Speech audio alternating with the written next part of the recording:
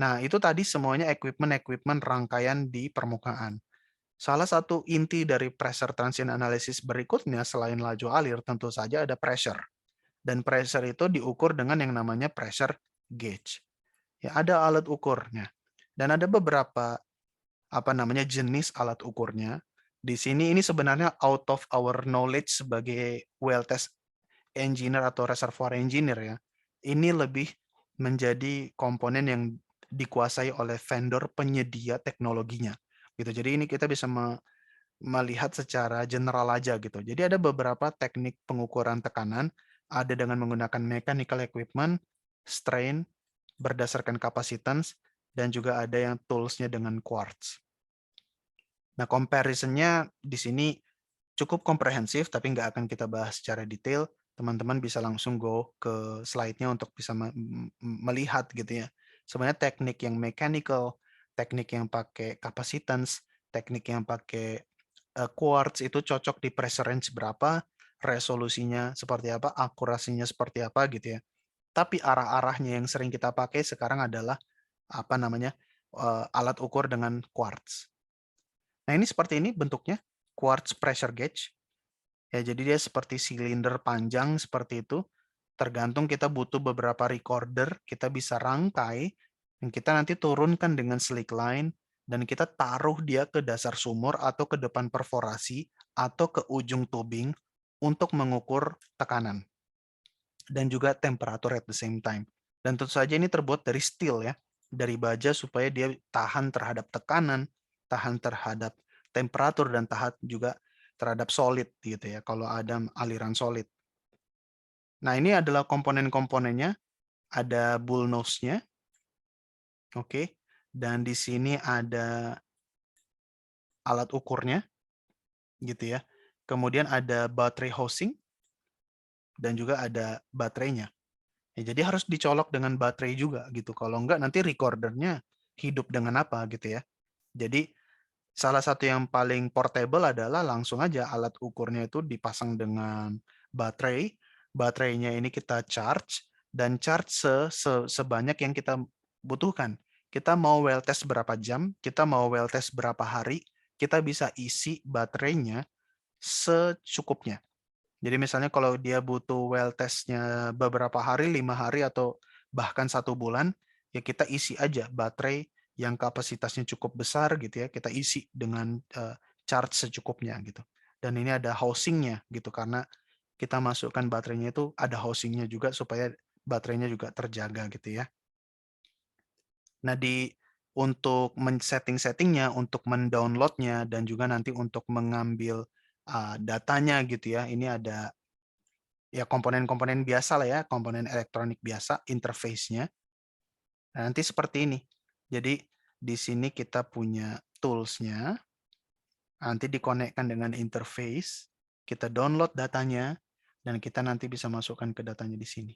Dan kita bisa men-setting apa yang bisa dilakukan oleh pressure gauge-nya juga bisa dilakukan dari komputer karena ada interface box. Kita bisa setting-setting berapa lama melakukan well testing, berapa sampel per detik kita bisa melakukan penyamplingan, itu bisa diatur. Dan kita juga bisa download datanya, seperti itu. Nah, kita juga bisa sembari di charge di sini. Ya, ini hanya beberapa konfigurasi ya. Intinya harus ada penghubung antara pressure gauge dengan komputer. Dan di situ dihubungkan dengan interface di sini. Nah, ini juga bisa sembari dia pakai baterai atau dia bisa dicolok ke listrik. Nah, ini mungkin nggak menjadi tugas utama engineer ya, tapi engineer tuh seringkali juga harus memperhatikan yang seperti ini, mengingatkan operator gitu ya, supaya pressure gauge-nya betul-betul dijaga. Jangan sampai udah mahal-mahal well test, sudah mahal-mahal memanggil well test crew, well test equipment, masukkan pressure gauge, ternyata pressure gauge-nya rusak karena treatment-nya nggak bagus. Itu semuanya akan terbuang sia-sia, kita nggak dapat data.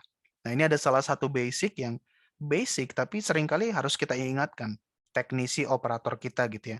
Jadi perlu lubrikasi, misalnya. Dan ini kalau teman-teman lagi assignment ke lapangan, ini merupakan salah satu yang penting. Kita punya lubrikasi di sini, dan biasanya sebelum kita melakukan well testing, sebelum tools-nya diturunkan, kita perlu lubrikasi di sini di bagian O-ring-nya. Ya, ini O-ring untuk seal-nya dan juga di drat-dratnya di sini, di thread-nya. Ya, karena ingat ini kita menghandle harsh environment ya. Pressure tinggi bertemu dengan oil, bertemu dengan gas, temperatur tinggi, ada juga solid gitu ya.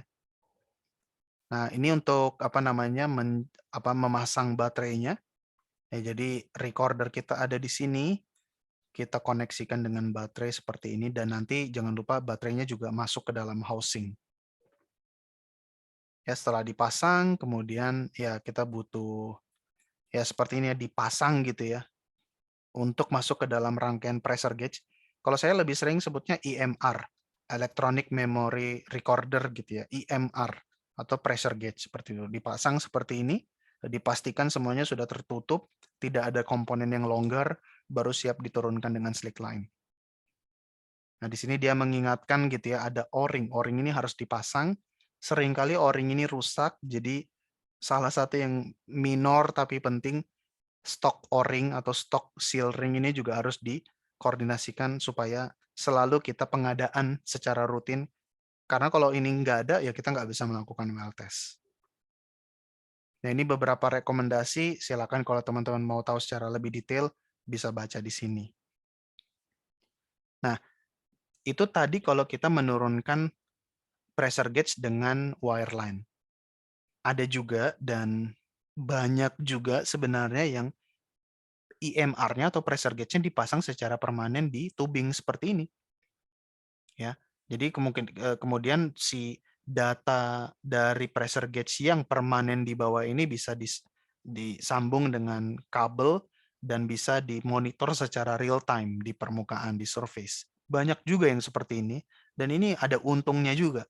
Jadi kita bisa dapat data setiap saat. Kalau sumurnya mati, kita otomatis dapat data build up. Kalau sumurnya produksi, otomatis kita dapat data drawdown. Kalau kita mau merekomendasikan pressure transient analysis, well testing juga gampang banget. Nggak perlu lagi mengambil atau memanggil slick line unit. Kita udah dapat data selalu. Tapi tentu saja ini lebih mahal, gitu ya. Pressure gauge-nya lebih mahal, dan kalau pressure gauge-nya rusak, ya lebih susah lagi mengambilnya, gitu ya. Jadi ya semuanya ada plus minus lah. Kemudian ya apa namanya kita bisa men-storage datanya, memfilter datanya, mengakses datanya gitu ya. Tergantung kita mau lakukan pengukuran secara permanen atau pengukuran dengan slick line seperti tadi.